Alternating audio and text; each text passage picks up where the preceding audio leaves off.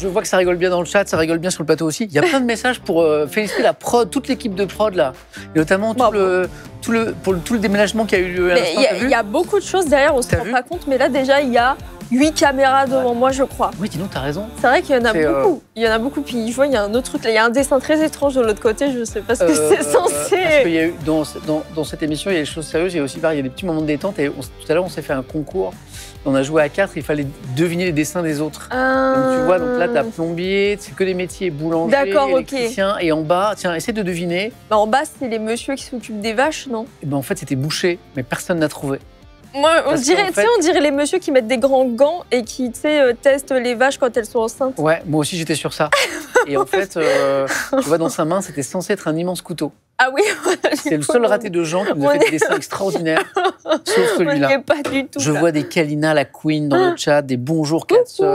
Voilà. Attends, je vais mettre le chat sur mon téléphone. Et encore bravo la prod, effectivement, vous avez plein de GG la prod. Voilà, pour la qualité de l'émission et pour le déménagement à l'instant, c'est beau.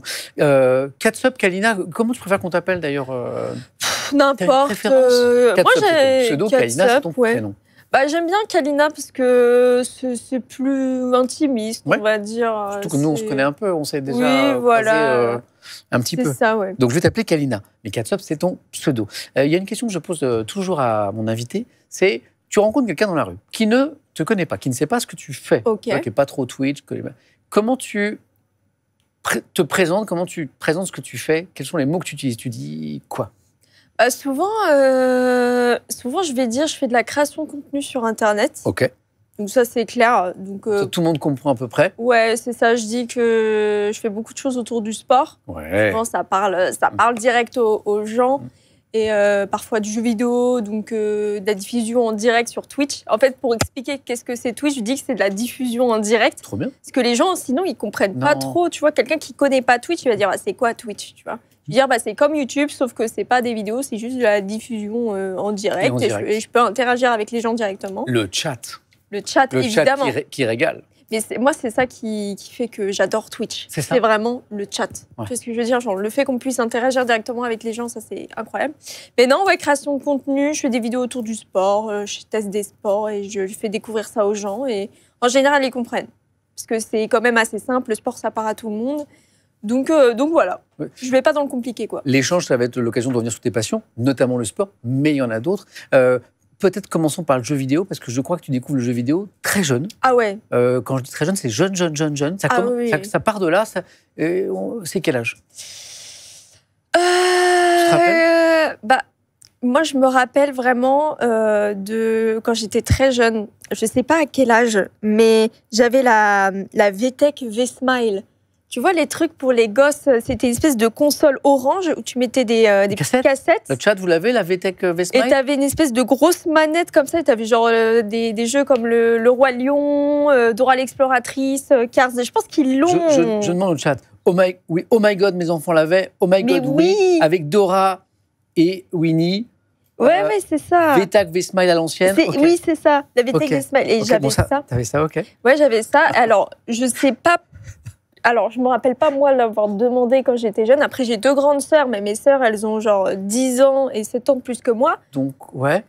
Donc, je pense, je sais pas... En fait, c'est arrivé à la maison, tu sais pas trop comment. Je sais pas trop comment. Puis après, ma sœur, j'ai une grande sœur qui est très, très, très jeu vidéo. D'accord. Elle avait la Game Boy. Donc, je pense que je devais la voir et je voulais sûrement faire la même chose. Puis après, en fait, on a été gâtés parce qu'on a eu toutes les consoles. On a eu la Game Boy, on a eu les DS, les toutes premières DS quand elles sont sorties. Important ça. Révolution. Ah ouais, fou. La Wii aussi, donc forcément, en fait, je voyais mes sœurs faire et je pense par reproduction, je jouais avec elles. Donc forcément, c'est là d'où ça vient. Et puis ma sœur a eu un gros arc Dofus sur son PC. Je la voyais tout le temps sur son PC en train de jouer. Et moi aussi, je voulais jouer sur son PC. Elle voulait pas me laisser faire et tout. Tu m'étonnes. Ah ouais, non, mais c'était l'accès au PC, parfois... C'était un peu le upgrade, tu vois. On parle de VTech. VTech, ça existe toujours pour les 7-10 ans. Oui. Donc, tu vois, c'est... Et est-ce qu'il y a... Donc, le jeu vidéo arrive très tôt dans ta vie. Est-ce que tu te rappelles d'un jeu en particulier qui t'a vraiment marqué à l'époque? Tu parlais de Dofus à l'instant. Ouais. Dofus. C'est Dofus? Ah oui? Dofus, il m'a marqué de zinzin. Parce qu'en fait, ma sœur, elle y jouait vraiment H24. Mais tout le temps. Elle était tout le temps derrière son ordinateur. Genre, c'était limite, mes parents, ils n'arrivaient pas à la décrocher, quoi, tellement elle était addict. J'avais posé la question, quelle a été la réaction de tes parents par rapport à cette passion-là de ta grande sœur et qui a aussi été ta passion pour les jeux vidéo? Je pense, en fait, ma sœur, c'était pas mesuré, quoi. Donc, forcément, ils étaient un peu réticents. Après, moi, j'ai toujours joué aux jeux vidéo. Voilà, Dofus, incroyable. Quel jeu incroyable. T'as déjà joué à Dofus? Oui, alors attends, j'essaie de me souvenir. Tu sais, dans Simplay où tu es venu. Oui. Tu te rappelles où on a joué à FNAF. C'était trop drôle. Five Nights at Freddy's. Tu sais que Joe, le réalisateur, mon ami, utilise certaines images issues de ce live qu'il remet sans arrêt dans les Simplay. Tu sais, quand je m'enfonce dans le canapé, quand ma tête s'enfonce dans mon cou, mon cou s'enfonce dans mon corps, le corps. Et tu sais comme on avait ri. Mais je me souviens de cette soirée, c'était oufissime. Tu sais, je dis pas ça pour te faire plaisir. Tous mes Simplay, je m'amuse parce que j'invite que des gens que j'aime bien. Donc c'est toujours des bons moments. Mais ça, c'est un de mes meilleurs Simplay. Parce qu'on a ri comme... Ce Simplay, il est trop sous-coté. Allez le voir. Vous tapez point d'exclamation Simplay, S-A-M-P-L-Y dans le chat. Vous avez toute la collection. J'en suis à 65 Simplay. 65. Et sur les 65, ça a été un de mes préférés. Parce qu'on a tellement génial. ri. Ah non, mais c'était trop bien. Ce jeu, il est fou. Et puis, toi, tu y avais déjà joué? Ouais, j'ai joué à tous les jeux FNAF. C'est ça. Mais on est d'accord que FNAF, c'était quand même un truc. Ouais. C'était dingue. Pardon, je me suis interrompu. Moi aussi, c'est moi qui... C'est Joyka qui m'a fait découvrir Dofus dans Simplay. Ah, ok, ouais. Joyka qui a joué Grand passionné de Dofus. Ah oui, mais c'est un jeu qui est extraordinaire parce que vu que c'est un jeu où, en fait, le but, c'est d'avoir les 12 Dofus. Et en fait, c'est une quête qui est extrêmement longue. Donc, si tu veux vraiment finir le jeu à 100%, t'en as pour des années, quoi. Donc, c'est pour ça que les gens sont tellement accrochés dessus. Dofus. Puis, en plus, c'est du multijoueur, donc forcément... Et je pense à ta sœur, qui était la passionnée que tu nous as décrite, là. Donc, tu avais deux grandes sœurs. C'était la grande ou c'était celle... La grande. C'était la grande. Et cette passion pour le jeu vidéo, elle a toujours ou pas? Oui, elle joue toujours à Dofus, d'ailleurs. Elle est toujours... Elle veut pas lâcher, hein. Elle veut pas lâcher. Non, mais après, elle joue évidemment moins, mais elle kiffe toujours les jeux vidéo. En plus, je l'ai emmenée, avec mon métier, j'ai pu l'emmener dans les studios chez Ankama. Non, c'est trop mignon. Et du coup, t'es trop heureuse, et du coup, ça fait un beau storytelling, mine de rien. Il y a eu Dofus, il y a eu Minecraft. 2010. Comment je peux oublier J'ai les dates. 2010, tu découvres Minecraft, et là, c'est le début d'une autre addiction. Ah ouais, non, mais Minecraft, c'était... mon jeu, genre vraiment... Enfin, même encore aujourd'hui, c'est le jeu que j'ai pu streamer, déjà. On me dit qu'actuellement, tu aurais 815 heures de stream Minecraft. Ouais, de stream, pas de jeu. De stream Minecraft. 815 heures de stream Minecraft. Ouais, 815 heures depuis que j'ai commencé Twitch, quoi. Mais c'est un jeu qui est incroyable. Je l'ai découvert avec une amie quand j'étais en primaire. Et moi, je pouvais pas y jouer chez moi parce que j'avais pas d'accès à ordinateur ou j'avais pas de console. Le fameux PC. Ouais, voilà. En fait, c'était disponible que sur, je crois, Xbox 360. Ok. Et c'est tout. Et à la limite sur tablette. Donc moi, je l'avais sur la tablette, mais je l'avais pas sur le PC ou sur Xbox. Et du coup, j'allais chez une copine y jouer et à chaque fois, on faisait des nuits blanches. On avait genre 11 ans. Alors vraiment, faut pas faire des nuits blanches sur Minecraft à 11 ans, tu vois. Trop mignon. Mais on jouait comme des malades et du coup, j'ai un trop beau... C'est toute mon enfance aussi, ce jeu, avec Dofus. Et j'y joue encore aujourd'hui. Oui, c'est ça. Et une passion qui ne s'est pas éteinte, parce que tu continues à jouer. Ouais. Mais maintenant, j'y joue en modé parce que c'est un jeu qui se développe plus trop. Enfin, les développeurs font plus trop. Modé, pardon. Modé, c'est-à-dire que tu rajoutes plein de trucs dans le jeu. D'accord, ok. C'est comme Étoile, il avait fait un serveur qui s'appelle Pokerayou. Ouais. Et en gros, c'est Minecraft mélangé à du Pokémon. Et ça, c'est trop bien. J'ai deux petits gamers à la maison qui ont 9 et 5 ans. Ouais. Tu vois, et donc Minecraft, mon aîné fasciné, donc je comprends. Et là, il est dans un très bel arc. Ah zut, il va monter de mon vouloir. Roblox. Non, attends. Fortnite. Un classique du jeu vidéo. Je l'ai découvert il y a pas longtemps dans Pokémon. Non. Non, t'es un bonhomme et attends, le nom du jeu porte non pas le nom du héros, mais de la princesse. Zelda. Merci. T'as vu le tout le process mental pour y arriver. C'est parce que parce que moi je suis pas un joueur de Zelda, j'ai découvert dans Simplay mais j'ai jamais joué à Zelda. Et là j'ai mon petit bonhomme de 9 ans à la maison qui est dans un arc Zelda et ça fait plaisir. Parce que c'est un beau jeu. Ouais, c'est un très beau jeu. Après, moi, je suis pas team Zelda, désolée. J'ai joué un peu à Ocarina of Time, mais le dernier sur Switch, j'ai pas pas trop kiffé. Donc voilà, donc le jeu vidéo présent très tôt. On a parlé de Dofus, Minecraft. Comment ça se passe les études? C'est-à-dire collège, lycée, pas primaire, collège, lycée. T'es une bonne élève? Je crois que oui, en vrai, je suis l'élève un peu mid. Tu vois, dans le sens où je suis ni mauvaise ni très très bonne. Tu vois, je vais avoir des 14 de moyenne, tu vois, des trucs comme ça. 14, c'est mid? C'est bien. Non, ça va, ouais. En fait, t'es une bonne élève, en fait. Oui, ça va, c'était OK. Et après, j'étais un peu l'élève discrète de mon côté. Je participais pas. Je participais pas. 1, 2, 3, je participais pas tellement, mais j'étais là. Discrète, tu dirais timide ou pas? Ah oui. J'étais une très très grande timide avant. Là, ça m'a aidé. Le fait d'être streameuse, ça m'a énormément aidé. Mais j'étais quelqu'un de très timide, très renfermé. Si tu viens pas me parler, je viens pas te parler. Je suis une huître. Mais comment on passe d'adolescente très timide, huître, tu viens de le dire, à une streameuse qui, au contraire, va être hyper ouverte à l'échange et à la discussion? Parce qu'à un moment, tu découvres le stream, tu découvres Twitch, et manifestement, il y a un vrai coup de foudre tout de suite pour l'outil, notamment l'interactivité, tu le disais. Et pourtant, tu te décris comme quelqu'un qui a été très timide. Comment se fait le basculement? En fait, je pense que... Comment expliquer? En fait, sur Twitch, c'est les gens qui viennent vers toi. Tu vois ce que je veux dire? Moi, je suis timide dans le sens où j'aime pas aller voir quelqu'un et faire le premier pas. C'est ça qui fait que je suis assez timide. En fait, tu aimes bien l'échange. Oui, j'aime l'échange, mais je sais pas comment l'initier. Et c'est souvent ça qui va me bloquer. Et encore aujourd'hui, souvent, c'est ce qui va me bloquer dans la vie de tous les jours. C'est j'ai envie d'échanger, mais je sais pas comment l'initier, donc je préfère pas le faire. Tu vois ce que je veux dire? Mais du coup, Twitch m'a aidé. Forcément, j'étais plus introvertie et m'a aidé à faire plus confiance aux gens, à plus me faire confiance en moi. Et du coup, forcément, je me suis encore plus ouverte. Bon, forcément, j'ai toujours ma part de timidité, tu vois, mais à moins grande échelle. Mais oui, avant, j'avais juste mon groupe d'amis et c'est tout, quoi. Je reviens au lycée. Quelle spécialité le bac? Tu choisis quoi? ES. Donc économie. Économique et sociale. Voilà. C'était pas le bac. C'était l'ancien bac. Oui, mais c'était pas le. On n'est pas dans. C'était au moment de la crise sanitaire ou pas? Oui, j'ai eu mon bac gratuit. C'est le bac Covid? Oui. Non, c'était ma question. Eh oui. Les amis, j'ai évité. C'est le bac. C'est l'année où il n'y a pas eu d'épreuve, en fait, c'est ça? Uniquement contrôle continu, c'est ça? Ouais, c'est ça. Uniquement contrôle continu, mais après, il y avait quand même les épreuves en première. Parce que je crois qu'en première, il y avait l'oral du français. Ouais. Et la physique-chimie, je crois. Comme Émilien. Tu sais, Émilien, le grand champion des 12 coups de midi, tu sais? C'est en 2002. Qui est devenu streamer. Ouais. Eh bien, bac Covid. C'est en 2002? Bah, je crois. Mais non, Émilien. Ouais. Meilleure année, Émilien. Voilà, meilleure année. Meilleure année. Émilien, qui était dimanche à la maison, il est venu dans Simplay me faire découvrir. Je suis nul, à chaque fois j'oublie les jeux. Fortnite? Non, un jeu de voiture. En plus, Trackmania? Non, vraiment, c'est pour le jeu de voiture, tu vois, avec des circuits et tout, incroyable. J'ai kiffé. Gran Turismo. Ah, ok. J'ai eu un vrai choc, parce que moi, je suis pas bagnole trop. Putain, ce jeu, dès que j'ai un moment, j'ai envie de le relancer. Parce que faut du simu, non? Faut que tu aies un petit simu pour jouer. Pas jusque-là. Puis même, je trouve qu'il y a ça raconte plein d'histoires autour des voitures, tu sais. Ok, j'ai jamais joué à Gran Turismo. T'as même maintenant des petites séquences de lore dans le jeu sur l'histoire des voitures. Bon, c'est stylé. Et parce qu'Emilien, maintenant, il est...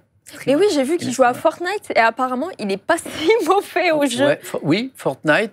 Tu vois, les jeux de culture, il stream pour l'instant, jeux de culture et Fortnite, exactement. Ouais. Et il stream de plus en plus. Très fort, cet Émilien. Ouais, Gran Turismo 7, exactement. J'ai très envie de le relancer. Donc, ok, le bac. Et après, qu'est-ce qui se passe? C'est-à-dire, moi, je sais que tu es une passionnée d'art. Oui. De peinture, de dessin. Voilà. Est-ce que tes études supérieures, est-ce que tu t'engages dans cette voie-là, toi? Alors, oui. Je crois que oui. Totalement. Alors, j'ai fait un bac ES, mais pas du tout pour faire de l'économico-social, mais pour faire de l'art. Donc, logiquement, en fait, dans la logique des choses, j'aurais dû faire un bac L. Ouais. Mais qu'est-ce qui s'est passé? Un défaut d'orientation? T'as mal conseillé? Non, mais tu sais, au lycée, on te met beaucoup la pression sur le après. Tu sais, on te dit tout le temps que le bac, si tu l'as pas, t'es fini, quoi. Et puis les débouchés. On te parle tout, alors que ça veut rien dire, honnêtement. On te parle tout le temps des débouchés. Du coup, je me dis, moi, j'adore tout ce qui est... j'aimais bien l'histoire, j'aimais bien l'art, tout simplement. Donc, ça aurait été la logique pour moi. Sauf que je suis allée en ES parce que je me suis dit, les débouchés pour plus tard, c'est mieux d'avoir un bac ES. Tu es plus jeune que moi, Kalina, un tout petit peu. Non, énormément. Un tout petit peu. Et en fait, ça n'a pas changé. C'est-à-dire qu'à mon époque, moi j'ai passé le bac en 1989. Ah, waouh. Ouais, tu vois. Donc tu n'étais pas né. C'était... Ouais. Moi j'avais moins 12 ans, je crois. Et c'était la même chose. C'est-à-dire, moi j'ai un profil littéraire, j'aurais dû faire L. Ouais. À l'époque, c'était A, je crois. Enfin, ouais, ils ont changé les lettres. Et en fait, j'ai fait une filière scientifique parce que pour les mêmes raisons que toi. C'est-à-dire qu'on te dit déboucher, truc. Et oui, parce que le Graal, c'est d'aller en S. Ouais. Tu sais, t'avais un peu ce truc de moi je suis en bac S. Ouais. Tu vois, et après, t'avais le bac ES et ensuite, t'avais le bac. Tu sais, il y avait un truc vachement hiérarchisé. Pas tellement changé. Ouais, enfin, non, maintenant, ça a changé. Maintenant, il y a des spécialités et tout. Oui, mais peut-être qu'il y a des spécialités. Peut-être que le chat, ouais, ça a changé de ouf. Est-ce que la réforme, est-ce que le fait maintenant, c'est pas des séries, mais des spécialités, est-ce que vous pensez que ça change un petit peu cette histoire? Ouais, ça a changé de fou, je crois. Tu penses que les gens, ils vont plus vers leur véritable point fort? Ouais, je pense en fonction de ce qu'ils veulent faire plus tard, je crois. Ouais, je crois qu'il y a un vrai truc. C'est vrai. Alors, on me dit non, que finalement, les gens avec les... Ah, si, Minaro dit oui, franchement. Ouais, c'est partagé. Non, ouais. Ouais, bof, en études supérieures, ils veulent que maths, physique. Non. Je sais pas si... Mais c'est mieux. Ah, parce que c'est vrai que y avait... Avant, le problème, c'était vachement hiérarchisé. Et peut-être moins maintenant. Peut-être moins maintenant, ouais. Je pense que c'est un peu mieux. J'ai honte, je t'ai interrompu, mais parce qu'il y a trop de choses que tu dis qui m'intéressent. Donc, études d'art, alors, tu choisis quelle filière en sortant du bac? Alors, en sortant du bac, moi, c'était vraiment histoire de l'art que je voulais. Okay. Donc, c'est pas aller dessiner. J'allais pas en école pour dessiner, mais j'allais en école pour apprendre l'histoire des œuvres, tout simplement. Donc, au début, moi, mon rêve ultime, c'est l'école du Louvre. Ah ouais. École du Louvre, j'étais allée dans les portes ouvertes. Qui est une école incroyable. École incroyable, qui est dans l'aile. En fait, quand on est face à la pyramide, c'est dans l'aile droite de. C'est fou ce qu'on parle du Louvre en ce moment. Bah oui, c'est vrai. C'est incroyable. On en parle tout le temps. Bah, le Louvre, c'est central. L'école du Louvre, elle est dans l'aile droite. Et ils ont carrément des bouquins qu'ils ont édifiés pour leurs étudiants. Donc moi, j'avais acheté ces bouquins du coup, qui me servaient aussi dans ma fac. Et normalement, pour aller à l'école du Louvre, tu dois passer un concours de culture générale. Place, je crois. Oui, il y a très peu de place. C'est très sélectif et tu dois passer un test de culture générale. Donc pendant toute l'année, moi je m'entraîne, je fais de la culture G, j'apprends toutes les dates, tous les règnes, toute la présidence aux États-Unis, en France, toutes les républiques. Tu charbonnes quoi? Je charbonne. Et bon, j'ai oublié la moitié, mais je pense que si je me remets dedans, ça devrait revenir. Mais je charbonne de fou. Puis là, le Covid.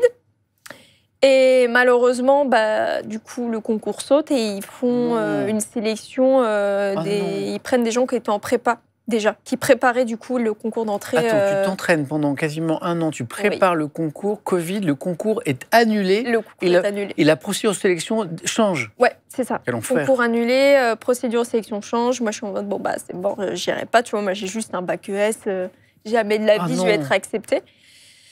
Et... Du coup, qu'est-ce que tu fais du coup? Du coup, c'est pas grave parce qu'il y a un système, je crois que ça existe encore, Parcoursup. Oui. Et du coup, j'avais fait mes vœux au Louvre, mais aussi dans d'autres écoles d'art, notamment la Sorbonne. Donc, j'ai été acceptée à la Sorbonne. Tu vas à la Sorbonne? Je vais à la Sorbonne. Trop bien. J'étais, je sais plus, c'était la Sorbonne. Alors, je sais plus c'était quoi. Je crois que c'était Paris 5 et en gros, j'avais école dans un beau bâtiment qui est classé au patrimoine historique. Ok. C'est un beau bâtiment rouge avec des beaux amphithéâtres intérieurs. Enfin bref, c'est vraiment un bel endroit. Et du coup, je commence en septembre mon cursus pour avoir mon... Comment ça s'appelle déjà? Quand tu as 3 ans d'études, comment ça s'appelle à la fin? Comme à mon époque, ça n'existait pas. C'est master et juste avant la licence, voilà. Ça pour faire une licence en histoire de l'art et archéologie. Et moi, mon but dans tout ça, c'est... C'était de devenir conservatrice, de devenir... Ouais, c'est ça, je voulais... En fait, moi, mon but ultime, c'était de devenir restauratrice d'œuvres d'art. Ah ouais. Sauf que le mieux dans ça, c'est un peu compliqué, parce que là, c'est encore plus fermé, parce que si tu veux être restauratrice d'œuvres d'art, soit tu vas dans une école privée, mais tu ne peux pas travailler pour l'État, soit tu fais du public, mais pour rentrer dans l'école... Tu sais qu'il y a quelques semaines, dans MVP, on a reçu une jeune femme qui était restauratrice d'œuvres d'art. Putain, incroyable. Et qui nous a parlé exactement de ça, et qui nous a dit que le parcours... Il y a 5 places d'année par an. Et je crois qu'elle avait eu la chance, elle... de réussir à faire ce parcours que tu... Ah oui, c'est dingue. Et après, elle disait, et ce qui est fou, c'est que non seulement c'est très très dur de ce parcours, notamment le public dont tu parles, et après, il n'y a pas tant de place que ça. Ah non. C'est-à-dire qu'en plus, tu n'as pas la garantie non plus de travailler après. C'est vraiment un truc de passionné, quoi. Ouais, non, toi, tu voulais faire ça. Et moi, je voulais faire ça, sauf que je vois les écoles, tu vois, la formation, je crois, il y a 5 places par an pour travailler pour l'État. Parce que moi, mon but, c'est de travailler dans les musées. Je voulais restaurer des œuvres, quoi, dans les musées. C'est génial, parce que tu avais quand même un projet professionnel qui était extrêmement clair. Tu as vraiment une passion pour le dessin, pour l'art qui remonte à longtemps. Et vraiment, tu vois, l'école du Louvre, cette formation de restauratrice d'œuvres d'art. Et donc, du coup, alors qu'est-ce qui se passe alors? Est-ce que tu tentes ces concours-là? Alors, dans un premier temps, je vais à la fac, à la Sorbonne. Donc, j'ai mes cours, on fait de l'égyptologie, on fait de l'iconographie. Donc, ça, c'est... t'étudies les figures qui sont sur les vases grecs. On t'explique un peu les histoires, les trucs... Tu te régales? Franchement, c'était super cool. C'était très, très cool. J'ai fait de l'anthropologie aussi. Donc, ça retrace toute l'histoire de l'homme de l'époque préhistorique jusqu'à maintenant. C'était hyper intéressant. Mais par contre, moi, ce qui pêche, c'est la rédaction, quoi. Parce qu'en fait, c'est une science. Et tu as des méthodologies pour rédiger tout ça. Ah oui, pour rédiger, quand par exemple, tu as une question, je sais pas, sur la préhistoire, tu as une méthodologie exacte pour répondre à ça, qu'il faut utiliser. Et si t'as pas la méthodologie, t'es cuit dans le film, quoi. Ah ouais? Ah ouais, non, mais c'est comme une science, c'est exactement la même chose. Tu dois être exact, les dates, tu peux pas raconter n'importe quoi. Et cet aspect-là, il t'a moins séduit, en fait, je suis très nulle dans ça. En méthodologie, à l'écrit. À l'écrit. Pour raconter quelque chose, je suis... À l'oral, ça va. Ouais. Mais à l'écrit, c'est juste Et donc, ça va impossible. te freiner, ça, alors? Et justement, en fait, ce qui s'est passé, c'est que... donc, je rentre en septembre. En octobre, confinement. Sauf que moi, j'ai même pas pris mes repères. Tu vois, c'est ma première année à la fac. Je connais pas vraiment les profs. On n'a presque rien appris. En un mois, on a quand même appris beaucoup de choses, mais... méthodologiquement parlant, la fac, ça n'a rien à voir avec le lycée. Je me souviens très bien, c'est-à-dire que les gens qui ont commencé leurs études supérieures à ce moment-là, comme toi, ça a été un enfer. C'est-à-dire que subitement, tu quittes le cocon du lycée, tu arrives dans l'enseignement supérieur, par exemple, en fac, et il n'y a pas l'accompagnement des professeurs, tu vois pas les autres camarades.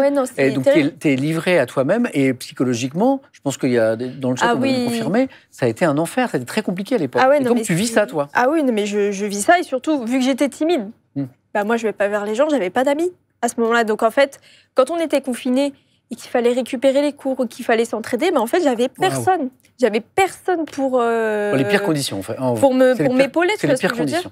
Et donc, on confine. Puis après, je crois qu'ils redéconfinent un peu. Puis 2 semaines plus tard, on se fait reconfiner. On se souvient.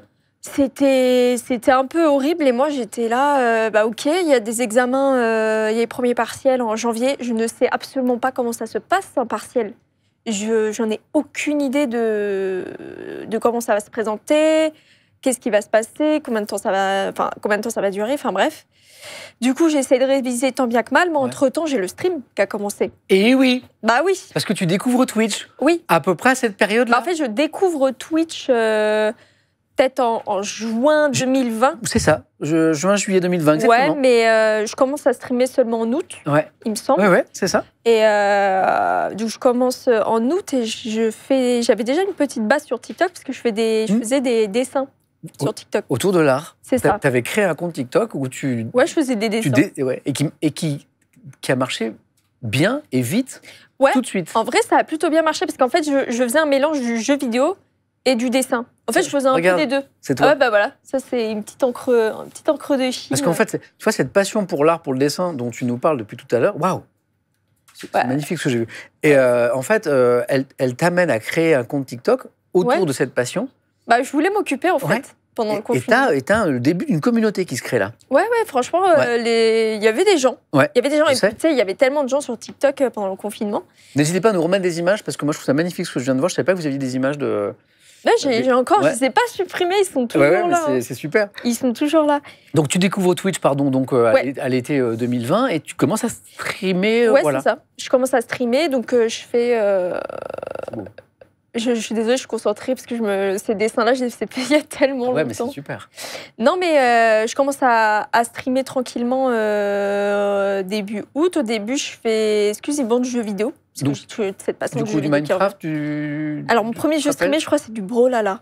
Du Brawlhalla. Ah, je l'ai pas. C'est comme Smash Bros. Brawlhalla? Ouais. Ok. C'est la même chose. Brawlhalla, puis Rainbow Six Siege. Ah oui, ça je connais. Des jeux un peu comme ça, parce que en fait, je pouvais streamer uniquement qu'avec ma PS4, parce que j'avais un PC tellement mauvais que j'étais obligée de... Le PC pouvait streamer, mais il ne pouvait pas jouer et streamer en même temps. Non, c'était impossible. J'adore. Et sur les dessins, il y a des waouh. Hein. Ah, merci. Les gens, ils ont été un peu bluffés. Vous êtes mignons. Donc, tu streams ces jeux-là, notamment donc PS4, le PC, ok.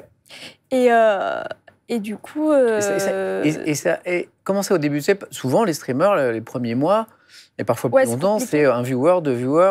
Moi, ça a explosé rapidement. Et toi, ça marche bien. Et pourquoi? En fait, j'avais déjà j'avais 50 000 abonnés sur TikTok. Et voilà.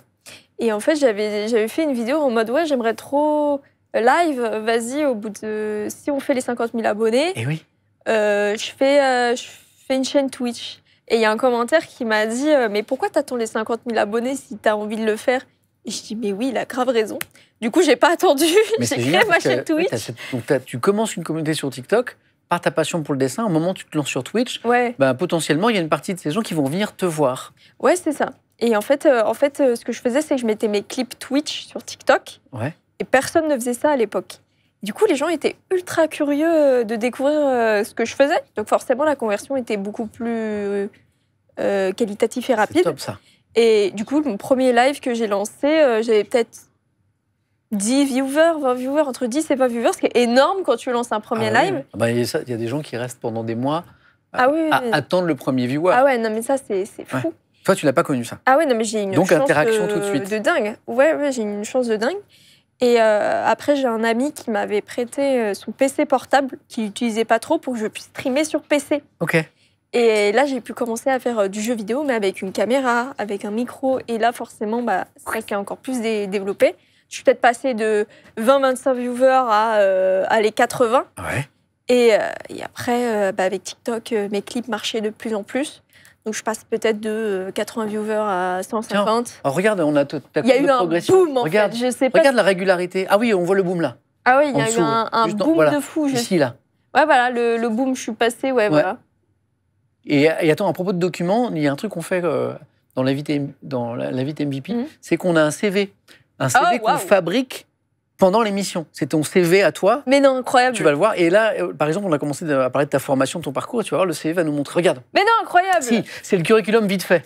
Tu vois, profession, création sur Internet. On voit la formation. Tu vois, le bac. Bac gratuit. Le bac gratuit, la licence d'histoire de l'art et d'archéologie. Oui, c'est lui le bâtiment. C'est le bâtiment Michelet, il me semble, ça s'appelle. C'est magnifique.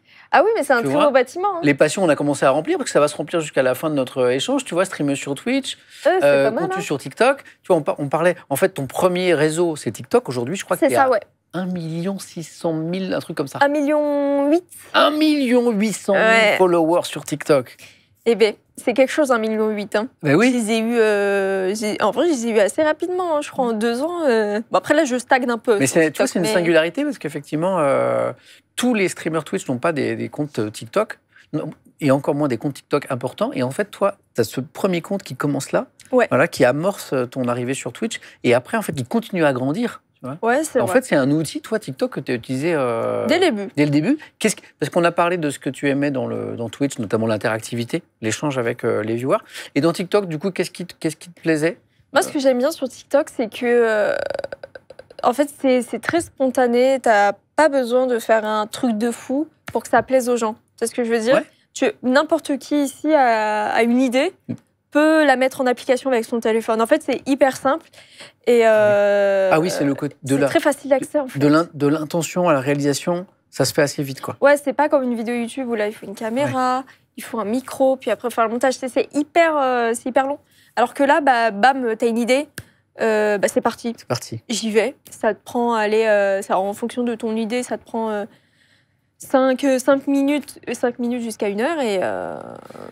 tu peux faire énormément de choses avec ça, quoi. Donc, je reviens en arrière. Des études qui débutent dans un secteur que tu adores. Des conditions un peu compliquées, c'est la crise sanitaire. Ouais. Voilà, tu découvres Twitch en même temps. Là, tu es à un carrefour. Donc, les premiers partiels dont on parlait à l'instant, là, ça a été compliqué. Qu'est-ce qui se passe là après? Est-ce que tu poursuis tes études? Est-ce que tu les arrêtes? Est-ce que tu commences à streamer H24? Comment tu gères ça? En fait, ce qui s'est passé, c'est que... dis-toi, en octobre 2020, ça faisait du coup 2 mois que j'étais sur Twitch. Okay. Il y a quelqu'un qui m'envoie un message. Salut Kélina. Je suis agent de Squeezie, je travaille avec MyFly Carito et tout. Est-ce que tu aurais 1 minute pour qu'on s'appelle? Quelqu'un te repère. Me repère. Je me rappelle du message. J'étais sur les bancs de la fac dans un cours en octobre. Tu as lancé ta chaîne en août. Ouais, non mais c'était fou. C'était fou. Et il m'envoie un message, il me dit ça, je dis mais c'est pas vrai, c'est pas possible, il me ment. Tu vois. Du coup, je stalk le compte et je me rends compte que ce compte est effectivement suivi par McFly Carlito. Ah oui, c'était vrai, tu vois. C'est pas des cracks, c'est une vraie histoire. Ah ouais, non mais vraiment. Et du coup, j'ai un rendez-vous avec cette personne, on s'appelle, il m'explique un petit peu. Oui, je fais partie de l'agence Bump, on aime bien ton profil. On veut attendre voir qu'est-ce que ça donne dans les prochains mois. Et si tu te développes, on pourrait envisager une signature, un truc, blablabla. En fait, dans le peu de temps que tu as streamé, cette personne avait vu ton contenu, avait repéré ton contenu et avait trouvé ça prometteur, quoi. Ouais, voilà, c'est ça. Et du coup j'ai continué à faire mes petits trucs de mon côté. Donc, entre octobre et janvier, il s'est passé énormément de choses. Ouais. Donc, j'ai fait la rencontre... Enfin, j'avais explosé sur Twitch. C'est la courbe qu'on a vue tout à l'heure. Ouais, c'est ça. J'ai eu un pic sur Twitch. Puis après, en décembre, je rencontre Michou. Ouais. Michou qui m'invite, parce qu'il y avait la hype Among Us à l'époque. Oui. Et Michou, je crois qu'il m'avait vu sur TikTok, je pense bien. Tiens, tu vois, on y retourne. Et TikTok. Ouais, il m'avait vu sur TikTok et tout, et il voyait que je faisais des lives. Je pense qu'il devait me trouver gaulerie, j'en sais rien. Et il m'a dit, bah vas-y, viens avec nous jouer et tout. Et là, énorme boom encore une fois. Forcément, Michou, communauté immense. Ça explose tout de suite. Bah ouais, surtout au confinement. Donc quand tu streams, la communauté elle est encore plus engagée. Donc forcément, il se dit, oh, il y a une nouvelle personne et tout, on va aller voir. Donc forcément, je passe peut-être de 400 viewers à des streams où je faisais genre 2000, 3000 viewers. Quoi. Enfin, c'était immense. Et forcément, l'agence qui m'avait appelé quelques mois auparavant me dit, me rappelle, ça va, faudrait qu'on se voit. C'est fou parce que l'invitation de Michou, redis-moi à peu près la date, quel mois? C'est décembre, je crois. Je ne sais pas si vous vous rendez compte, la chaîne est créée en août. Voilà. Ouais. Et en fait, quelques mois seulement. C'est comme un conte de fées de créateur de contenu, c'est-à-dire. C'est fou. Hein. Alors, c'est fou. En fait, ça va quand même très très vite. Quoi. Ah ouais, non, mais c'est interdit, ça va vite. Bon, on va le réparer. Le micro a disparu. Peut-être une sorte de batterie parce qu'on l'a allumé très très tôt. Allez, attends, bougez pas. Voilà, tu as été mute. Ne vous inquiétez pas, il va revenir. Il va revenir. C'est batterie, c'est juste des piles. Ça arrive, hein. Beaucoup de chance aussi. Ouais, évidemment, j'étais là au bon moment aussi. On va le rallumer. Confinement, c'était une explosion pour énormément de créateurs. Hein. C'est gentil. Ça y est, les amis, normalement, confirmez-le-moi dans le chat, mais en fait, c'est tout bête, hein, c'est les batteries. Je consomme énormément de batteries. Vous verrez, passer un certain âge, vous consommerez beaucoup de batteries, vous aussi. Hein. Voilà. Et en fait, on a allumé ces micros assez tôt pour la revue de presse vers 8h30. Et tout simplement, j'ai consommé un peu de batterie. Donc, ça va très, très vite. Ouais. Est-ce que c'est à ce moment-là aussi qu'il y a la belle histoire avec la team Crouton? Bah ouais, en fait, je commence à connaître un peu tout le monde, c'est par le biais de Michou. De Michou. Parce que quand on jouait à Among Us, en fait, il y avait Valouz qui jouait avec nous. Ouais. Il y avait Dobby aussi, il y avait Inox. Donc forcément, je commence à les connaître. Puis après, je commence à connaître le Bouzeur, Twitter. Romain. Donc en fait, ça va très vite et c'est un peu comme ça que je commence à les connaître. Donc, et tu l'as rejoint d'ailleurs, cette team Crouton? Non, pas du tout. Ah non, tu n'en fais pas partie? Ah non. Ah non, beaucoup de gens le pensaient. T'es une amie de la team Crouton? Ouais, voilà. Beaucoup de gens pensaient que j'allais la rejoindre ou que j'en faisais partie. Moi, tu vois, je pensais même que tu en avais fait partie. Non, pas du tout. Et les Among Us. Oh mon Dieu. Ça rappelle les incroyable. Ah non, c'était une époque trop cool. Et du coup, et Inox, incroyable. Et du coup, il y a les Among Us, c'est trop cool. On a une team, on se retrouve à peu près toutes les semaines. Enfin, limite, tous les 3 jours, il y a un stream Among Us, tu vois.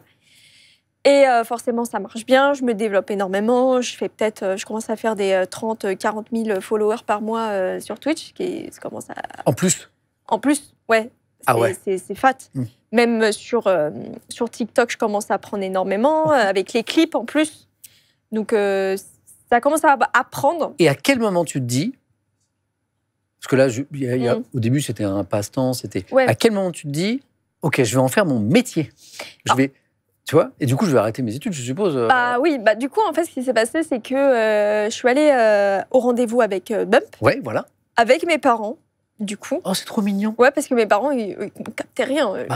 Je recevais des 1 000 €, 2 000 € par mois avec Twitch. Ils ne comprenaient rien, tu vois. Ils se disaient, mais qu'est-ce que c'est? Et c'est normal. Ah oui, non, mais c'est complètement normal. Et du coup... C'est trop mignon. Tu vas avec tes parents chez Bump, ok? Ouais, je les ai ramenés chez Bump. Et du coup, on a eu un petit rendez-vous. Ils ont expliqué qui ils étaient. C'était quoi leur but? Parce que moi, j'avais un peu aucune idée de ce que c'était une agence. T'as quel âge à l'époque, Kalina? T'as 18? En 2000, alors c'était en janvier 2021, j'avais 18 ans. 18 ans? Je crois que j'avais 18 ans. Ok. Et du coup, on parle, ils nous racontent un peu c'est quoi leur rôle, ils vont m'encadrer, ils vont m'accompagner. Et ils me parlent à ce moment-là du GP Explorer.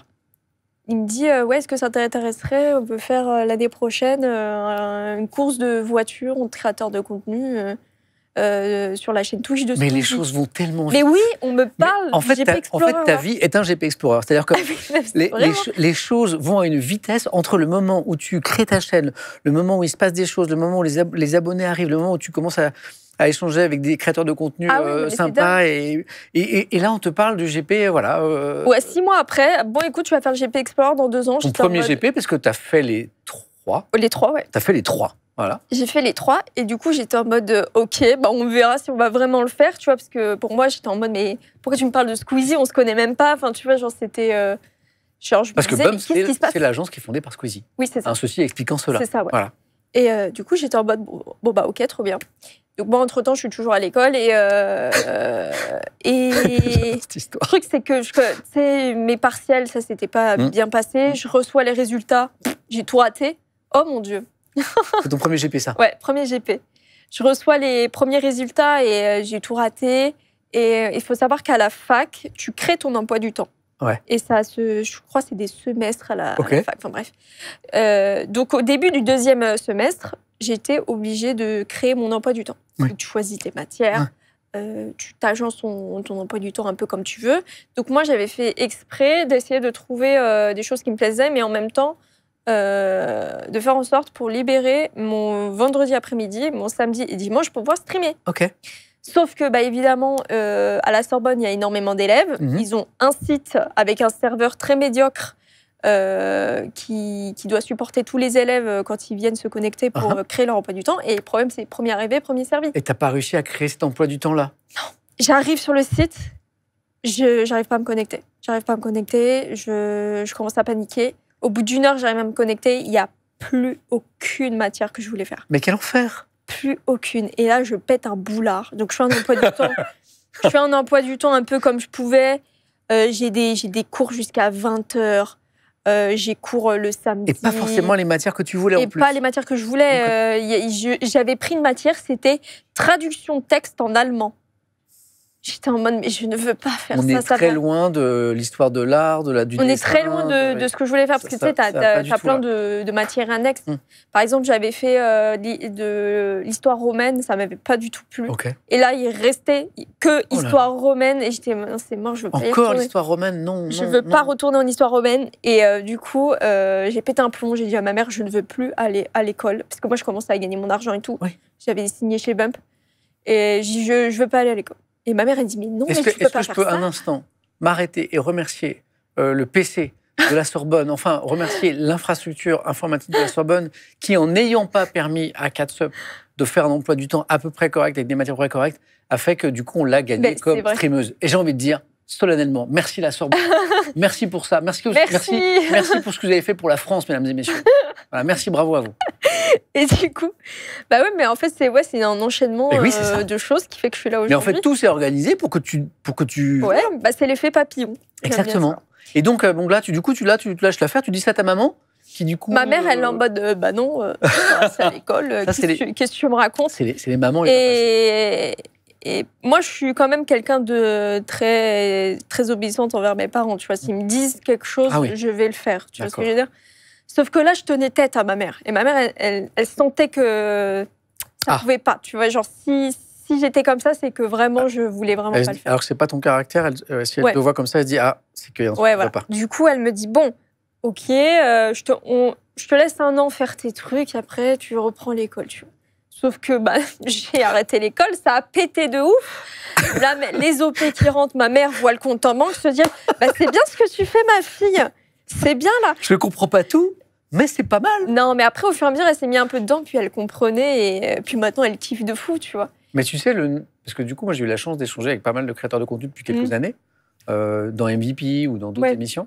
Et tu vois, c'est pas la première fois que j'entends cette histoire de, à un moment, le créateur ou la créatrice de contenu découvre tout ça très très tôt et passe ce deal avec ses parents en disant, écoute, on essaye 1 an.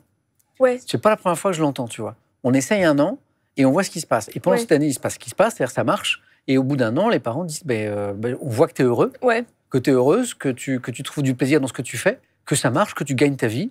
Et voilà. C'est ce qui s'est passé. C'est ce qui s'est passé. Bon, ça a été compliqué au début de leur expliquer qu'est-ce que je faisais, parce qu'ils ne comprenaient pas sur Twitch comment je gagnais de l'argent. Ils disaient, mais les gens payent pour te regarder jouer aux jeux vidéo. Et tu sais, j'avais un système de dons que j'ai enlevé par la suite sur Twitch, tu vois. Et tu sais, j'avais un système de dons pour améliorer mon PC et du coup rendre le PC portable à mon pote pour avoir mon propre PC pour streamer. Oui.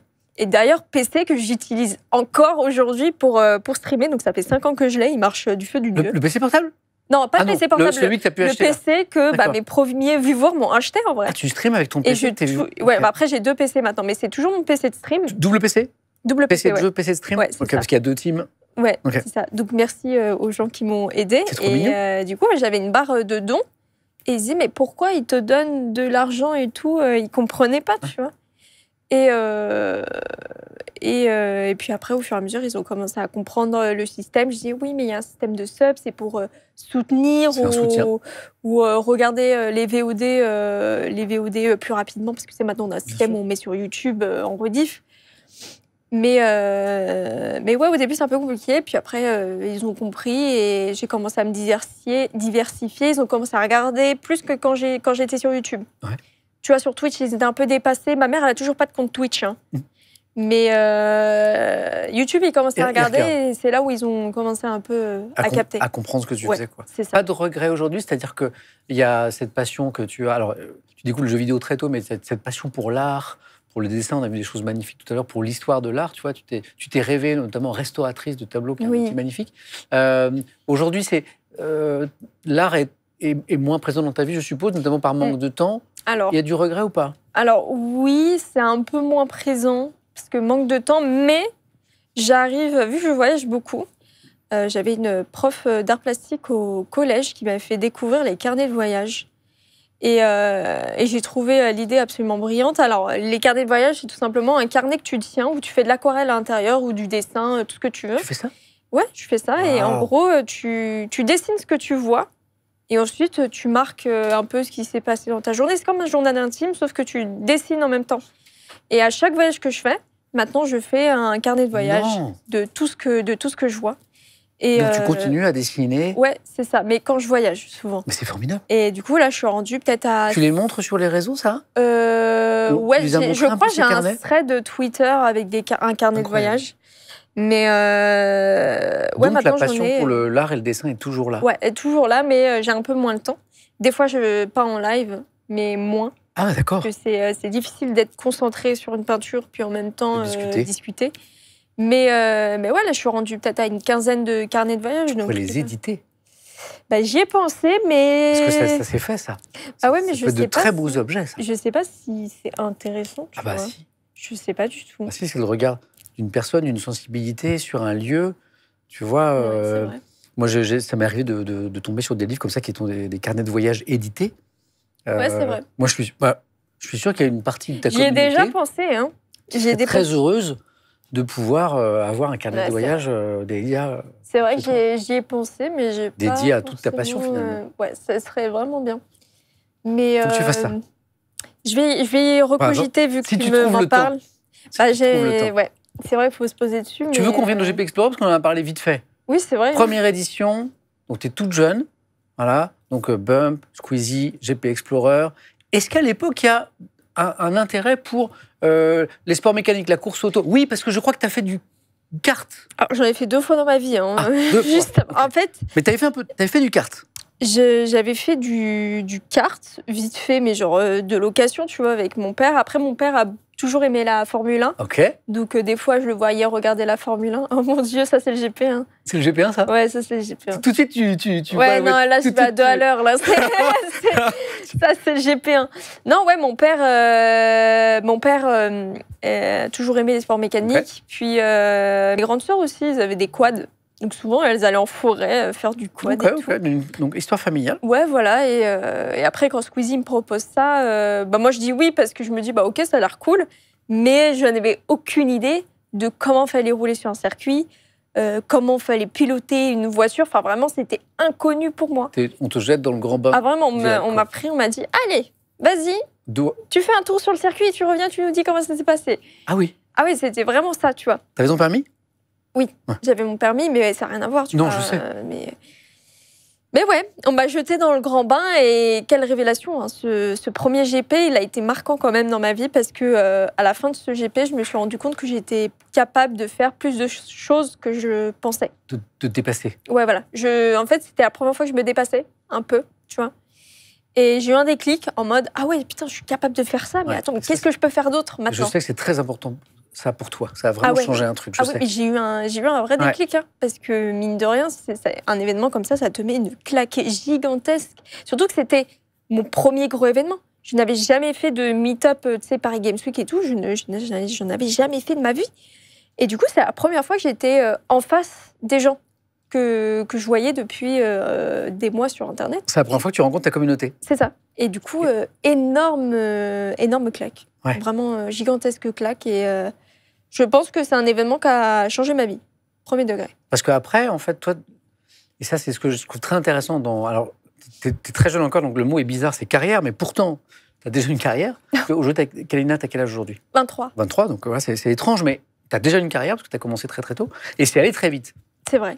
Et je sais qu'aujourd'hui, ce qui te caractérise, et que je trouve fascinant, cette volonté, cette envie aussi de te dépasser dans des projets, tu vois. Et ce qui est intéressant, c'est que le GP1 joue ce rôle où tu te rends compte que tu peux sortir de ta zone de confort et dépasser les limites sur le truc et essayer de les repousser. Et c'est ce qui se passe dans le GP, parce que tu as le GP1, le GP2, le GP3, et GP3, tu fais deuxième. Ah oui, non mais là, il y a eu... Deuxième, tu es la première française. Ah non mais là, il y a eu un déclic de fou, mais ça, je pense, tu vois, c'est grâce au deuxième déclic que j'ai eu, Déterfight. Ah, le Déterfight. Tu sais que j'étais là, hein. Ah ouais? J'étais là. Je crois peut-être qu'on s'est vu. Hein, j'étais dans la salle. Et ce combat. Ça devait être fou. Hein. Ce combat, il était. On s'était croisés. Tu étais venu faire le Sameplay peu de temps avant. Ouais. Et on en avait parlé. Et tu nous avais dit dans le Sameplay sur Five Nights at Freddy's, là, ta détermination. C'est-à-dire que c'était fou. Dans ton regard, il y avait. J'y vais pas pour rigoler. Et tu nous avais dit que tu t'étais entraîné, mais super sérieusement. Ah ouais. Pendant toute l'année, j'ai douillé, hein, c'était dur. Donc on est dans ce truc, tu vois, où tu t'investis, où la boxe, tu n'avais jamais boxé. Non, jamais. Donc comme pour le GP, c'est-à-dire tu pars. Et je savais, tu nous avais dit combien tu t'étais entraîné, combien tu t'étais. Et quand j'ai vu le combat contre Dooms. Ouais, c'est ça. J'ai vu tout ça. C'est-à-dire que on a vu l'entraînement, on a vu l'engagement. Ça fait plaisir parce que j'ai vraiment. C'était un des plus beaux combats. Hein, tout le monde l'a dit à l'époque. Mais c'est vrai que c'était un des plus beaux combats du Déterfight. C'est vrai qu'il y a beaucoup de monde qui m'a dit ça, donc ça peut flatte. Qu'est-ce que vous êtes envoyés les deux là? Ah ouais, mais elle m'a pas lâché. Qu'est-ce que vous êtes envoyés les deux? Elle a un cardio de malade, hein, Dooms, parce que moi, c'est vraiment elle qui a donné. C'est vraiment elle qui a donné le rythme, hein, parce que moi, des fois, j'ai essayé de m'enfuir, mais elle rentrait dedans elle voulait pas me lâcher, quoi. Je suis content de revoir ces images. Ah ouais, non mais c'était fou. Hein. T'es où là? Je suis en bleu. T'es en bleu, on est d'accord. Je suis en bleu. Mais c'était quelque chose. Hein. Ce combat incroyable. Franchement, après ce combat, pendant 2 semaines, j'étais KO. Hein. Vraiment, donc tu dis, il y a un déclic au GP1, il y a un déclic au DTR Fight. C'est-à-dire, quand tu dis déclic, qu'est-ce que ça change dans ta tête tout ça? En gros, déjà, la boxe, c'est différent de la course automobile. La boxe, c'est un sport de contact. Tu dois aller frapper quelqu'un. Tu dois accepter de recevoir des coups. Et tu sais, en fait, c'est beaucoup plus effrayant parce que tu montes dans un ring au milieu de 30 000 personnes. Donc en fait, pendant le combat, on regarde que toi. Mais c'est ça qu'il faut, tu vois. Tu nous as parlé tout à l'heure de la collégienne lycéenne un peu timide, qui n'allait pas vers les autres. Et quelques années plus tard, tu te retrouves, donc c'était à la Défense, à l'Arena, avec 30 000 personnes autour de toi, avec des dizaines de milliers de gens qui te regardent sur Twitch. Voilà. Waouh. Ouais, non, mais sans le GP Explorer, je ne l'aurais pas fait. C'est fou, quoi. Parce que c'est... Enfin, après, tu sais, c'est quand tu dépasses petit à petit... quand tu dépasses tes limites petit à petit, tu peux de plus en plus aller vers des trucs un peu plus extrêmes. Tu vois ce que je veux dire? Tu vois, je fais de la course automobile, tu vois, sur circuit, j'ai pu faire du rallye derrière. Tu vois, le rallye qui est quand même extrêmement extrême. Et je crois que tu aimes encore plus, je crois, le rallye. Le rallye, c'est vraiment pas mal. Après, est-ce que je préfère? Je sais pas, mais c'est 2 disciplines complètement différentes. Et donc, ce que tu nous dis, c'est que ces 2 événements ont débloqué des choses. Et quoi, tu t'es dit, un des trucs qui me fait marcher, moi, c'est ça, c'est le dépassement, en fait. Ouais, c'est ça, parce qu'en fait, j'aime bien le truc de... C'est un peu du développement personnel aussi. En fait, dans le sport, tu as beaucoup de valeurs qui fait que ça t'aide dans la vie de tous les jours. Tu vois ce que je veux dire? Par exemple, la boxe, ça m'a beaucoup aidé à avoir beaucoup plus confiance en moi. C'est ce que je veux dire. Et de ne pas avoir peur du regard des autres, surtout. C'est ça, en fait, dans la boxe, vraiment, le regard des autres, il peut être terrible. Parce que tu vois, t'es au milieu et t'as des milliards de personnes autour de toi.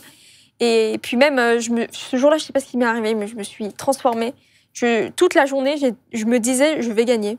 Je vais gagner, je vais gagner, je vais gagner, je vais gagner. J'étais derrière... jusqu'au moment où j'arrive sur le ring, je suis arrivée sur le ring et dans ma tête, j'étais en mode, je vais gagner. Waouh.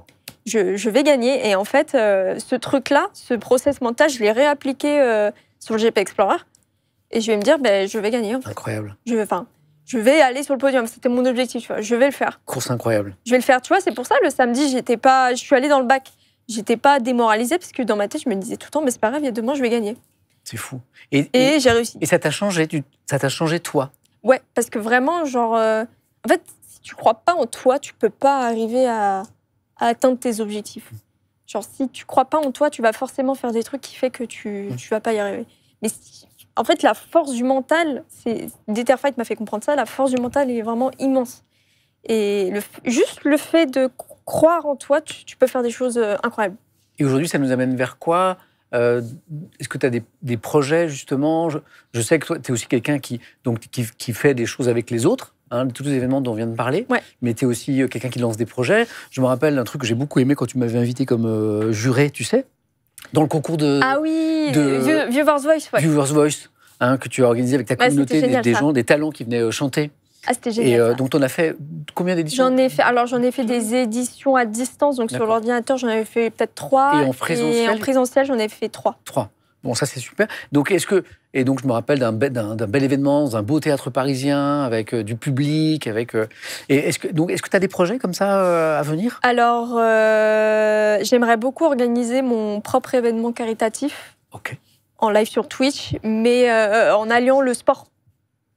Pas forcément, tu vois, comme des Z-Event ou des Stream for Humanity où on est tous, où ça dure sur un week-end. Moi, ce serait le sport. Ce serait sur du sport pendant un jour, donc une grosse compétition entre plein de créateurs de contenu. C'est génial. Mais aussi les gens qui pourraient participer. Ouais. Bon, je veux pas trop spoiler, tu vois. Je te dirai après si t'es là. On sent que ça travaille sur un projet. Ouais, on est en train de travailler sur ça pour mai prochain, mais j'aimerais faire un gros événement caritatif. Je te lis les premiers messages qui viennent de tomber. Super idée, trop bonne idée, ce serait fun, incroyable, do it, all le leak.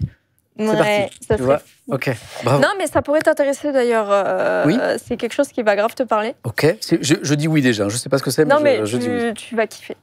C'est sûr que tu vas kiffer. Okay. Mais on est en train de travailler sur ça. Bravo. Après, sur YouTube, là, j'ai lancé un format. Donc, il y a le premier épisode qui va sortir samedi où je teste un sport avec un athlète. Ok. Donc là, le premier épisode, c'est samedi. Ça va être de la calisthenics. Tu connais ou pas? Attends, redis. Calisthenics. Tu connais? J'ai su, je ne sais plus ce que c'est. La calisthénie, c'est les mecs qui font des figures très impressionnantes, genre les pompes sur les pouces. Incroyable. Et tout, genre qui se tiennent quasiment à l'horizontale avec un bras. Ouais, voilà, c'est ça. Voilà, donc fou. Donc là, je teste plein de sports. Comment s'appelle le rendez-vous? C'est un nouveau rendez-vous? Comment tu lui as donné un nom? J'ai pas donné de nom. Tu n'as pas donné de nom encore? Je vais essayer de trouver ça, mais c'est vrai que pour le moment, j'ai pas de... Okay. Ça arrive ce samedi?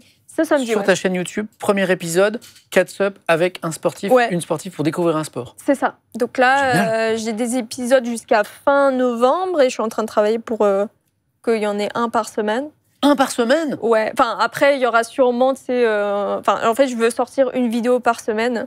Donc je vais essayer, quand j'ai pas d'épisode, je vais sûrement mettre des vlogs, des trucs bravo. Complètes, tu vois. Okay. Mais du coup, c'est pour ça, hier, j'ai fait un tweet, est-ce que vous avez des idées de sport que je pourrais tester? Et j'ai eu, je crois, je sais pas combien de réponses j'ai eu, je crois que j'ai près de 1000 réponses. C'est génial. Donc, il y a matière à faire. Hein. Il y a vraiment matière à faire, mais du coup, c'est un nouveau format que je veux lancer. Donc, nouveau format qui arrive sur YouTube, un bel événement caritatif lié au sport qui est en train d'être construit. Hein. Ouais. Non, là, j'espère qu'on va y arriver. Hein, tu continues à streamer régulièrement Ouais, là, je viens d'acheter un backpack pour faire des streams IRL. Ok. Donc, je viens d'investir dedans. Là, j'ai fait un stream IRL lundi à Honfleur, au Naturespace, qui est une serre où il y a plein de papillons. Donc, on allait rencontrer Adélie, qui s'occupe de la serre et qui nous a expliqué plein de choses sur les papillons, sur les oiseaux tropicaux et tout. Gaming, génial. Toujours, t'as le temps En fait, gaming, c'est plus par arc. Tu vois ce que je veux dire? Par exemple, en janvier, j'ai eu l'arc Pokérayou. Après, en avril, j'ai eu l'arc Crazy Town avec Mastu, tu vois, sur Minecraft. Ça fonctionne plus par arc. Après, des fois, après la World Cup, j'ai eu mon arc Fortnite, où je jouais un peu. Donc, en fait, c'est vraiment en fonction des hypes qu'il va y avoir. T'as une vie bien remplie, j'ai l'impression, aujourd'hui. Comment? T'as une vie bien remplie aujourd'hui, j'ai l'impression, non? Ouais, franchement, je suis bien, là. Ça va? Ah oui, non, mais je suis bien, là. Il y a le GP, j'ai eu mon podium. Non, franchement, c'est génial. Je suis un peu bavard, mais il y a un de tes projets dont je n'ai pas parlé, qui est le Tour des 10K. Oui. Tu sais, c'est tu cours avec ta communauté. Il y avait un... Alors, pas forcément avec sans la communauté. Juste, je fais le tour des villes et souvent, je rencontre les gens là-bas directement. Et c'est un Tour de France de 10 km, en fait. Ouais, c'est ça. En fait, je me suis inscrite à plein de 10 km. T'en as fait combien ce jour? Je dirais au moins 3, non? Là, j'ai fait... En fait, le problème, c'est qu'il y a eu plusieurs choses, qu'il y en a plein que j'ai dû annuler. D'accord. En fait, quand j'ai construit le projet, le GP Explorer, je n'avais pas les dates encore. Ah. Il y a 2 courses qui ont sauté à cause du GP Explorer. Il y en a une qui a sauté à Grenoble à cause des intempéries. Ah, ok. Donc déjà, il y en a 3 qui ont sauté. Il y a quoi d'autre? Il y en a une aussi qui a sauté parce qu'en fait, c'était... je m'étais pas rendu compte, mais c'était une course pour les moins de 18 ans. Ah. Donc un peu chiant, tu vois. Mais du coup, j'essaye de les rattraper. J'en ai rattrapé un de mon côté chez moi, en courant. Mais il y en a pas mal qui ont sauté. Donc il n'est pas terminé le Tour de France. Il n'est pas vraiment terminé, mais j'ai fait quand même Marseille, j'ai fait Paris, j'ai fait Lille. J'ai fait quoi d'autre? Nantes. T'as fait Nantes? Nantes. T'as fait Nantes. Là, ce week-end, j'ai Rennes et la semaine prochaine, j'ai Toulouse. Ah oui, donc il est bien en route quand même, le Tour de France. Il est bien en route. Ah oui, il y a Bordeaux qui a sauté. Pourquoi? Je sais plus, mais Bordeaux aussi a sauté. Enfin, en fait, le truc, c'est que quand tu prévois un truc sur l'année comme ça, des fois, j'ai des impératifs professionnels. Tu vois, GP Explorer, en fait, quand tu as les entraînements et tout, tu peux pas... pour un aussi gros événement, il y a MK qui me dit, mais elle fait beaucoup de trucs. Hein. Oui. Et il y a eu beaucoup de choses en très peu de temps. Et tu sais, le CV qu'on a montré tout à l'heure, il s'est rempli. Ah bah oui. Voilà, au début, on était sur la formation, les passions. Regarde. Il est grave rempli. Donc, on a rempli les passions, on a rajouté le sport. Hein. Qu'est-ce que je vois? Donc, Minecraft, le dessin, bien sûr, la paléontologie, le sport, on a rempli, mais on pourra rajouter plein de choses. On a mis quelques dates marquantes pour toi. Tu en as parlé de Detterfight, le GP Explorer, 1, 2, 3. Qu'est-ce que je vois? Le début. Le déclic. Oui, déclic. La clacasse. Le déclic, la clacasse. Voilà. Et puis il y a encore des choses qui arrivent. Notamment, moi, ce que tu m'as dit sur cet événement caritatif autour du sport, là, c'est très hypant quand même. Ah, j'espère. Ça fait 1 heure déjà qu'on discute. Ça va vite. Hein. Ouais, mais je trouve ça formidable que tu aies réussi à faire autant de choses en si peu de temps. Et je suis trop contente. C'est une des choses que j'aime beaucoup chez toi, c'est l'énergie que tu mets dans tes projets. Merci. Et bravo ça fait pour plaisir. Ça. Et pour parfois avoir fait des choses avec toi, c'est toujours agréable d'être avec toi parce que tu es passionné Trop et cool. Tu mets une énergie, tu mets beaucoup de rigueur. Et voilà, je suis contente que je renvoie une énergie comme ça. Bah ouais. Je vais te faire passer, pour finir, un entretien d'embauche. Parce que tu sais, on est dans une émission qui parle d'emploi, tout ça. Et d'ailleurs, cet entretien, l'échange qu'on a eu là, moi, je l'ai parce que je pense que les gens qui nous regardent, ça peut aussi les inspirer. Tu sais, on a vu, par exemple, toi, tu as hésité un moment sur ta carrière, tu vois. Tu as commencé des études, ça ne s'est pas passé comme tu veux. Et une vie, c'est ça. C'est qu'est-ce que je fais, vers où dois-je aller, à quel moment je dois faire des choix. Et je me dis que ce genre d'échange, ça peut inspirer des gens qui se disent « Ah oui, alors ça ressemble à un truc que moi j'ai vécu. » Entretien d'embauche. Oh là là, même si tu n'en as pas vraiment besoin, puisque tu es bien de ton côté. C'est 10 petites questions et tu réponds très vite. Tu es prête? Vas-y. Kalina, quel est ton plus gros défaut? Mon plus gros défaut, tu sais, je vais faire des trucs bateaux, je suis perfectionniste. Non, c'est pas vrai. C'est pas vrai. Non, mon plus gros défaut, c'est que... ça fait très narcissique puisque j'arrive pas à trouver. Dis. Non, je sais pas, mon plus gros défaut... On n'a peut-être pas trop des gros défauts. Peut-être des petits défauts. Je pense que c'est le fait que je suis un peu introvertie et que des fois, je vais me limiter de faire des choses parce que j'ose pas. Et ça peut te freiner. Ta plus grande qualité? Ma plus grande qualité,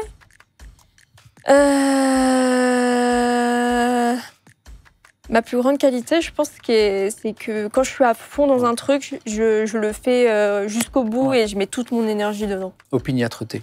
Qu'est-ce qui te motive à travailler? Ce qui me motive à travailler, actuellement, c'est quand j'aime faire quelque chose. J'adore ce que je fais, tu vois. C'est le plaisir. C'est le plaisir. Ouais. Après, qu'est-ce qui me motive à travailler? C'est l'accomplissement des objectifs, on va dire. Accomplir un objectif et y arriver. Comment ce qui te fait marcher, toi? Ouais. Est-ce que tu sais travailler en équipe? J'ai l'impression que oui. Oui, carrément. De ce que j'ai vu. Après, je suis quand même très solitaire. J'aime bien faire mes trucs parce que je suis... En fait, en équipe, s'il y a quelque chose qui va à l'encontre de ce que j'avais planifié, ça va un peu me titiller, tu vois ce que je veux dire? Mais oui, je peux très bien travailler en équipe. Est-ce que tu es capable de travailler sous pression? Oui. Oui. Tu vois, tu me disais, le GP, je vais dans le bac, tout de suite, je reste concentré sur l'objectif. J'ai l'impression que la pression, ça va, toi. Est-ce que tu es du genre à prendre des initiatives? Oui. Quelle est ta plus grande réussite dans tout ce que tu as fait déjà?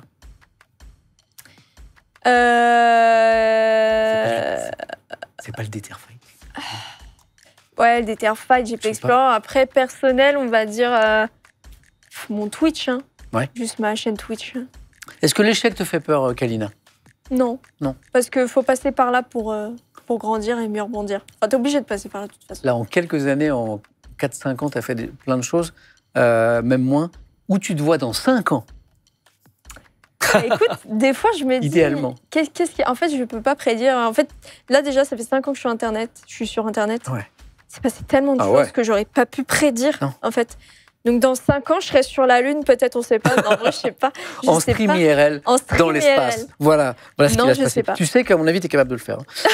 Et quel est ton plus beau souvenir de ta vie pro? Le GP Explorer. Le 3, je pense. Le 3, c'était incroyable. Franchement, c'était fou. Bravo, Kalina. Bravo pour tout ça. Merci à toi. Merci. Je suis trop contente de t'avoir reçu aujourd'hui. Et puis, très intriguée, très hypée pour ce beau projet caritatif que tu es en train de développer. Je trouve ça formidable. Je t'en parlerai. J'espère bien. Et si tu as besoin de moi, c'est un grand oui, bien sûr. Tu as plein de gentils messages dans le chat, tu le verras peut-être en replay. Trop mignon, je vous vois. Voilà, tu vois, dans 5 ans, elle va dans l'espace, c'est validé, ça. C'est validé. Allez, on y travaille, merci beaucoup. Et je te souhaite autant de réussite dans les prochaines années que tu en as eu ces dernières années. C'est mérité. Merci, toi aussi. Et encore bravo. Tout va bien. Merci beaucoup. Les amis, merci d'avoir été avec nous pour ce nouveau numéro d'MVP. Le prochain, c'est dans... Je vais demander à Paul... Je dirais, est-ce que c'est 15 jours?